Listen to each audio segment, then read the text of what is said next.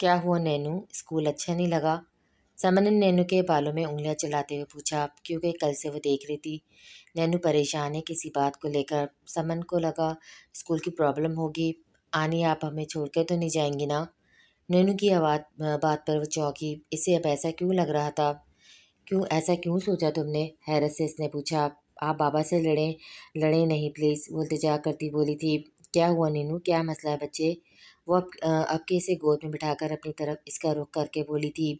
اتنی سی بچی آنکھوں میں اتنی فکر، عجیب بات تو تھی ہی نا۔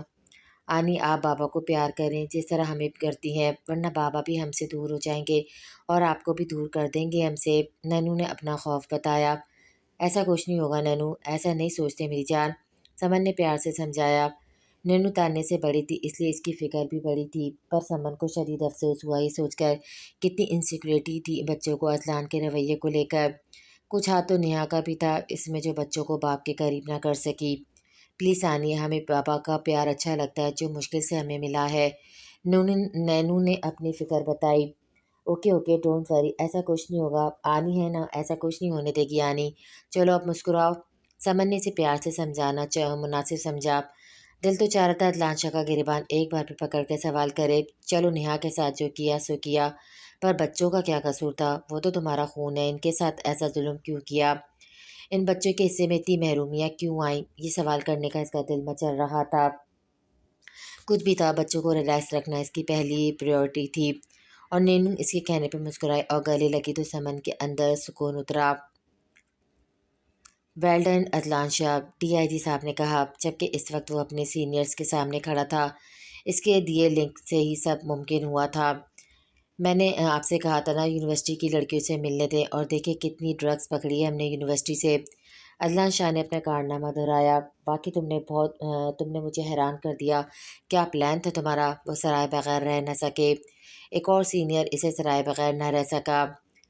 سر، میں نے آپ سے کہا تھا کچھ ینگز ایماندار پولیس والوں کو اعتماد میں لے کر یونیورسٹی میں بھیجیں، اور دیکھیں 3 مہینوں کی کوشش کا نتیجہ، یونی کے لڑکے اور لڑکیوں کا گینگ کس طرح عام کر رہے ہیں نشے کو۔ اذلان شاہ نے کہا، proud of your Azlan Shah, اس سال میڈل تمہیں ہی ملے گا۔ پی آئی جی صاحب نے کہا، سب کی نظر میں ستائش تھی اس کے لیے۔ نو سر، ابھی رہنے دیں، کیونکہ اصل سورس کو نہ پکڑا تو کیا فائدہ اس سب کا؟ سر، یہ جیت نہیں ہماری، اصل جیت تو تب ہوگی جب ہم اصل بندے کے گریبان میں ہاتھ ڈالیں گے، کیونکہ سورس نہ پکڑنا تو یہی بس ڈرگس چھوٹے پیمانے پر پکڑ کر خوش ہوتے رہیں گے۔ ہمارا کام اس ریکٹ کو ختم کرنا ہے، خاص کر وہ لوگ جو اوپر اونچے مقام پر بیٹھ کر ہماری جڑوں کو کھوکھلا کر رہے ہیں، ہماری آنے والی نسل کو ختم کر رہے ہیں اس نشے میں مبتلا کر کے۔ اذلان شاہ نے اپنا اگلا ٹارگٹ بتایا۔ ٹھیک ہے، ٹھیک کہتے ہو Azlan Shah, D I G صاحب نے کہا۔ تو اصل کیلبرٹ کون ہے تمہارا اگلا ٹارگٹ؟ کیا پلان ہے آگے؟ ایک آفیسر نے پوچھا سرسری لہجے میں اس کے آگے کی پلاننگ کے بارے میں، اور اذلان شاہ نے کافی پرسکون ہو کر اس کی بات گھمائی اور بولا، ابھی نہیں، وقت آنے پر بتاؤں گا، ابھی اجازت دیں sir. You can leave, D I G صاحب نے کہا، اور اسے فخر سے دیکھتے ہوئے کہا۔ اس وقت ان کو وجدان ملک یاد آیا جس نے کافی بکیڑا کھڑا کیا تھا کہ وہ اذلان شاہ پہ کیس کرنا چاہتا ہے، کرنے دیا جائے، پر کسی طرح ڈی آئی جی صاحب نے اسے روک لیا، اور آج ان کو فخر تھا اپنے اس فیصلے پر۔ اگر اس وقت وہ اذلان شاہ پر ایکشن لیتے تو ڈپارٹمنٹ کو اتنا فائدہ نہ ہوتا۔ ابھی مال میں انہیں شاپنگ کی 1 گھنٹہ گزرا تھا، جس میں سلطان ہی شاپنگ کرا اور اسے کروا رہا تھا، جبکہ مانور تو نومولود بچے کی طرح خوش ہو رہی تھی کہ وہ عام لوگوں کے بیچ چل رہی ہے اور سانسیں لے رہی تھی۔ کتنا پرسکون یہ احساس تھا، وہ تو اسی مزے اور دھن میں چل رہی تھی، وہ خود میں مگن چلی جا رہی تھی، اب کو دیکھی جا رہی تھی، جبکہ سلطان اس کے کندھے پر بازو جمائے چل رہا تھا، کہیں اس کی یہ معصوم اینجل چھوٹ نہ جائے اس بھیڑ میں۔ وہ رسک نہیں لے سکتا تھا، پر آج مانور کو اس کی پرواہ کہاں تھی۔ اچانک مانور چونکی جب ان کے آس پاس عجیب دھواں پھیلنے لگا، گھبرا تو سلطان بھی گیا، یہ سب کیسے اور کیوں ہوا، اور خاص کر کس کی ہمت ہوئی یہ سب کرنے کی؟ اتنا شدید دھواں، کھانس کر برا حال ہوا اس کے گارڈز کا، خود سلطان اور مانور کا۔ اس سے پہلے کچھ کرتے کسی نے مانور کا بازو دبوچا، سلطان جس کی گرفت مضبوط تھی اس کے کندھے پر وار کر کے مانور کو آزاد کر دیا۔ وہ اور مانور دیکھتی رہ گئی، جس نے اسے پکڑا وہ مکمل اسے گرفت میں لے گیا تھا۔ بھاری سر اور دھندلاتی نظروں کے ساتھ اس سے حالانکہ وہ اس سے دور ہونا چاہتی تھی کیونکہ ایک اور عذاب سے دو چار نہیں ہونا چاہتی تھی، اس لیے اس کے سینے پہ ہاتھ مارا دور ہونے کے لیے، جس سے اس کے سینے پہ بنا ہوا نشان واضح ہوا جو وہ پہچانتی تھی۔ وہ حیرت سے بولی، تم؟ وہ جلدی سے بولا اور مانو اس کی باہوں میں بے ہوش ہو گئی۔ اس لمحے کتنے لمحے اس کا چہرہ دیکھتا رہا، اس کا بے ہوش وجود بستر پر ڈال کر کمبل اس پر ڈالا اور خود کھڑکی کے پاس آ کھڑا ہوا تھا، ڈوبتے سورج کو تکتا کتنا کچھ سوچنے لگا تھا۔ مانو تم مجھے نہیں پہچانتی پر مجھے تو آج بھی یاد ہو، وہ معصوم دل موہ لینے والی انداز بھول ہی نہیں سکتا میں۔ تم تو ہمیشہ یونیورسٹی میں تیل لگا کر کس کس چٹیاں باندھی ہوئی ہوتی تھی، سر پہ دوپٹہ جمائے چلتی تھی، سینے پر ہمیشہ دوپٹہ پھیلا ہوا رہتا تھا، کسی مرد کو دیکھ کر بھوکلا جاتی تھی، سب یاد ہے مجھے۔ وہ سینے پہ ہاتھ رکھتا اسے مسل رہا تھا کیونکہ وہاں شدت سے درد جاگا تھا اسے یوں بے حال دیکھ کر۔ کاش بتا سکتا تمہاری سادگی نے مجھے کتنا اپیل کیا تھا، میں تو مشن پر تھا پر تم بے نیازی سے اپنے خیالوں میں چلتی، ہمیشہ سب سے منفرد لگا کرتی تھی مجھے اور دھیان بھٹکا دیتی تھی میرے کام سے۔ یقین نہیں آتا کبھی یوں ملو گی، وہ بھی یہاں اس شوبس میں، پھر سلطان کی سلطنت میں جا بسی۔ جانتا تھا وہاں تم تکلیف میں ہوگی کیونکہ میں نے تمہیں اذیت میں وہ رات کاٹتے دیکھا تھا جب سلطان کی تم پہ منظور نظر بنی تھی۔ اس طرح تم پر شدید پہرے تھے ورنہ میں نے اپنی طرف سے پوری کوشش کر رہا تھا تمہیں بچا لوں۔ تم ہمیشہ میرے مشن سے بھٹکاتی آئی ہو، پہلے یونی میں پھر راحل ڈائریکٹر کے ساتھ کام کرتے ہوئے۔ میں یہی سوچ کر آیا تھا کہ ریشما خان ہیروئن ہوگی میرے اپوزٹ پر تمہیں دیکھ کر شوق ہو گیا۔ میں پل پل دعا کرتا رہا کہ تم کس غلط کام میں ملوث نہ ملو مجھے۔ شکر ہے ایسا ہی ہوا، تم اس گند میں رہ ہو کر بھی کسی غلط کام میں ملوث نہ تھی، بلکہ یہ جان کر میں اور دکھی ہو گیا تمہیں کس طرح اس دلدل میں گھسیٹا گیا تھا۔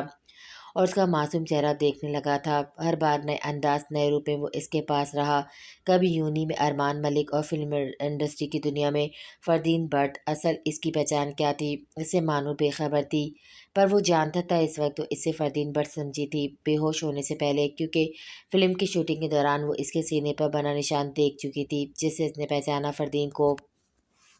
وہ موبائل پر مصروف کسی سے رابطے کے چکر میں تھا پر سگنل کا مسئلہ آ رہا تھا مسلسل۔ وہ آہستہ آہستہ آنکھیں کھولنے لگی تو وہ موبائل رکھتا اس کی طرف بڑھا۔ وہ جو اپنے آفیسر سے ملتا تھکا گھر آیا تھا بنگلے پر، دل تھا کہ آتے اس دشمن جاں کو دیکھنے کا منتنی تھا، ان دنوں شدید مصروف تھا ورنہ کوشش ضرور کرنا چاہتا تھا سمن سے بات کرنے کی، اسے سمجھانے کی، شاید اس کا دل نرم پڑ جائے۔ پر لاؤنج میں سامنے صوفے پہ اس عورت کو بیٹھا دیکھا جسے زندگی کے آدھے سے زیادہ عرصہ ماں کا مقام دیتا آیا تھا، جو نہ اس کی سگی ماں تھی نہ اس کی سوتیلی ماں، بلکہ وہ ایک سوتیلی ماں کی بڑی بہن تھی جسے ہمدردی میں اس کے باپ نے گھر رہنے دیا، جسے بچوں سمیت پناہ دی تھی اس کے باپ نے۔ اذلاں شاہ کے اندر درد جگا، یہ سوچ کر اس نے اپنی سوتیلی ماں کی دی ممتا کے عوض ان کے جانے کے بعد اس عورت کو ماں کا مقام دے بیٹھا، کیونکہ جس طرح اچانک کار ایکسیڈنٹ میں اس کا باپ اور سوتیلی ماں چل بسے اور تنہا اس دنیا میں رہ گئے، 15 سالہ بچہ اس عورت کو اپنی ماں اور اس کے 3 بچوں کو اپنا بھائی بہن سمجھنے لگا۔ اپنی طرف سے کبھی اذلاں شاہ نے کوئی کمی نہ چھوڑی یہ رشتے نبھانے میں، اور ان لوگوں نے کیا کیا، اس کی بیوی اور بچوں کو اسی کے گھر میں عدم تحفظ کا شکار بنائے رکھا۔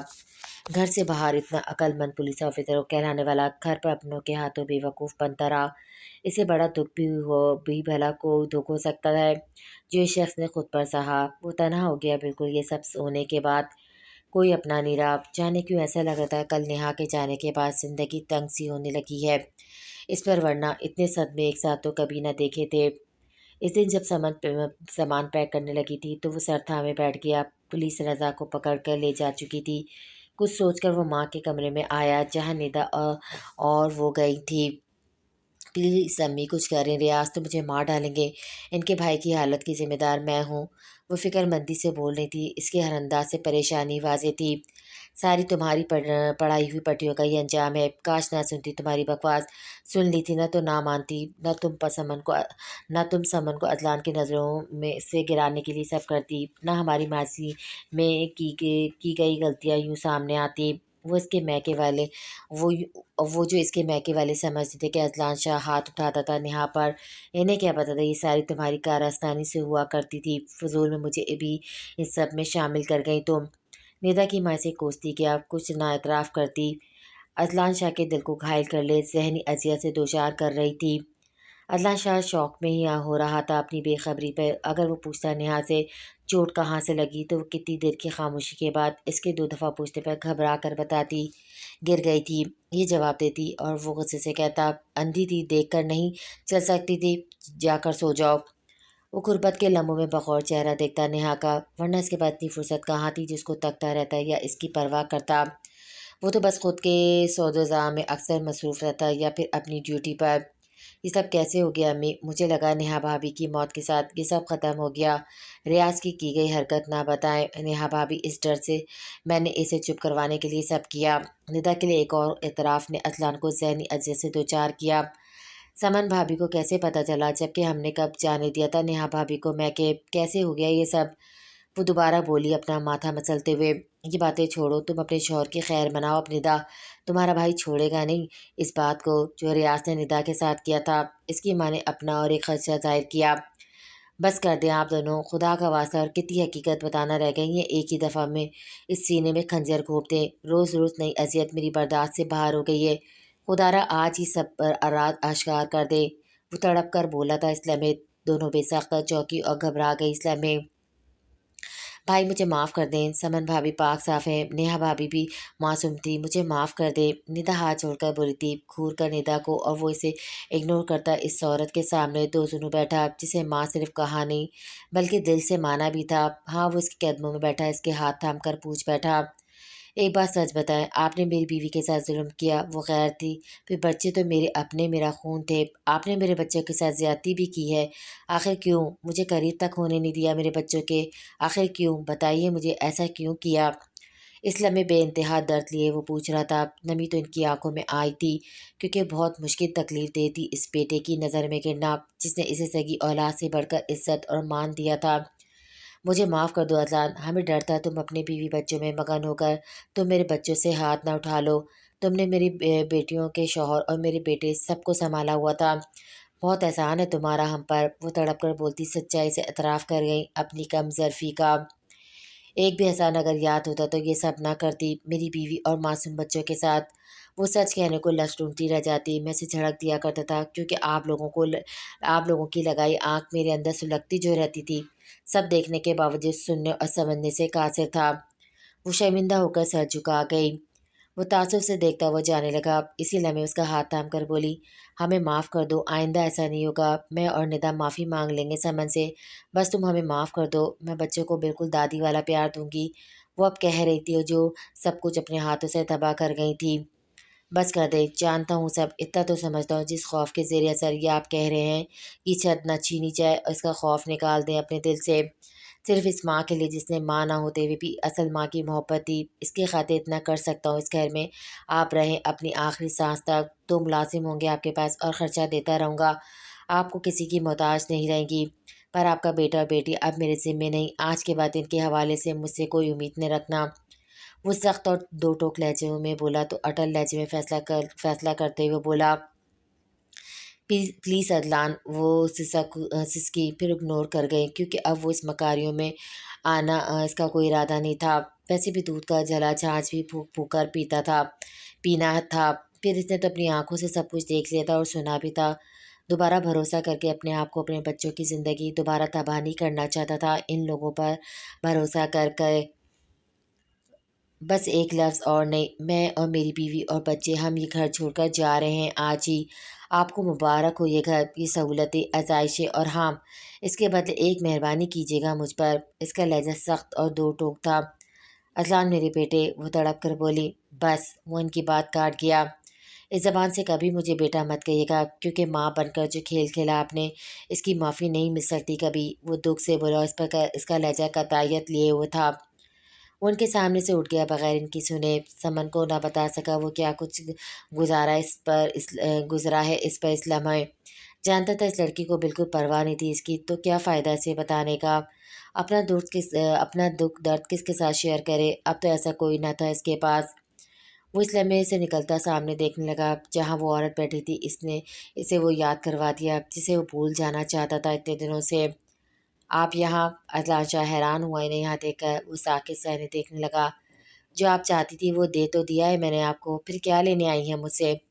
وہ بے نیازی سے بولا تھا۔ مجھ سے ماں کہنے کا حق چھین کر دیا تو پھر کیا دیا اذلان میرے بیٹے؟ وہ تڑپ کر بولی تھی۔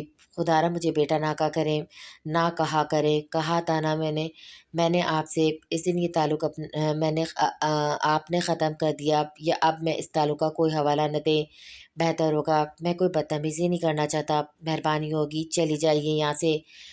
وہ نہیں جا رہی تھی تو اس نے سوچا کیوں نہ وہ خود ہی چلا جائے، اس لیے جانے لگا تو انہوں نے اس کا ہاتھ تھام لیا اور کہا، اذلان بخت عالم شاہ، تم اسی عالم شاہ کے بیٹے ہو جس نے نہ صرف میری بہن کو سہارا دیا بلکہ وقت پڑنے پر مجھے بھی پناہ دی، جس شخص کی رحم دلی کی کوئی انتہا نہیں تھی۔ آج ایک عرصے کے بعد وہ مکمل اس کا نام لیتی، اس کے باپ کے نام کا حوالہ دے کر اسے رحم طلب کرنے آئی تھی۔ تو کیا کہنا چاہتی ہیں آپ؟ باپ کے نام پر دل سے ہونک اٹھی، درد کی اس لیے سختی اور بے نیازی سے اس کے لہجے سے مفلوج ہو گئی تھی، اور نرمی سے پوچھا تھا اس نے، ایک آخری سے احسان کر دو مجھ پر۔ وہ دکھ سے ہاتھ جوڑ کر بولی۔ وہ انہیں دیکھ رہا تھا چپتی نظروں سے، پر بولا کچھ نہیں۔ وہ تھوک نکلتے ہوئے بولی، میری بیٹی ندا کے شوہر کو رہائی دلوا دو، میری بیٹی کا گھر خراب نہ ہو، اتنا احسان کر دو مجھ پر، ہمیں معاف کر دو۔ افسوس اور تعجب سے انہیں دیکھتا رہ گیا کہ آج بھی صرف اپنے مطلب کے لیے ہیں وہ اس کے روبرو ہوئی تھی، ورنہ ان کو کوئی خاص پرواہ نہیں تھی۔ کتنی خود غرض تھیں وہ اس کے باپ کا حوالہ دے کر اسے ایموشنل کرنے کی کوشش کر رہی تھی کہ اس کی بیٹی کے شوہر کا گناہ معاف کر دے۔ شاید وہ بھول گئی تھی کہ اذلان بخت عالم شاہ اس فیض سے نکل آیا تھا۔ کبھی نہیں، ریاض کو اس کے کیے کی سزا ضرور ملے گی۔ یہ میرا احسان مانے کہ آپ کی بیٹی میرے بچے کی قاتل ہے، وہ میں نے چھوڑ دیا معاملہ اللہ پر، کیونکہ بیٹیوں کے لیے جیل اچھی جگہ نہیں، ورنہ سزا کی حقدار تو وہ بھی ہے۔ اذلان شاہ نے سخت لہجے میں کہا۔ بچی کچی خوش فہمی بھی دور ہو چکی تھی اس عورت کو، ذرا سی اس کی پرواہ ہو نہیں، وہ تو آج بھی اپنے مطلب کے لیے آئی تھی۔ اذلان بیٹے، وہ بولی ایک اور کوشش کے طور پر، اس دن صاف کہہ چکا ہوں، آج پھر کہتا ہوں آپ سے، مجھے بیٹا مت کہیے گا، اور نہ آپ میری ماں تھی نہ ہیں۔ ندا کو آپ کی ضرورت ہے، اسے جا کر سہارا دے، میرے حصے کے دکھ اور غم ان کی صدا میں خود بھگت رہا ہوں اور بھگتتا رہوں گا، اب آپ جا سکتی ہیں۔ وہ شدت سے بولتا ہوا واپس جانے کو قدم بڑھائے تھے۔ سمن حیرت سے سن رہی تھی یہ سب، اس کے پاس سے ہوتا ہوا گزر گیا اوپر۔ پہلی دفعہ اس مغرور شخص کی آنکھوں میں غرور کی جگہ دکھ بھرا دیکھا تھا سمن نے۔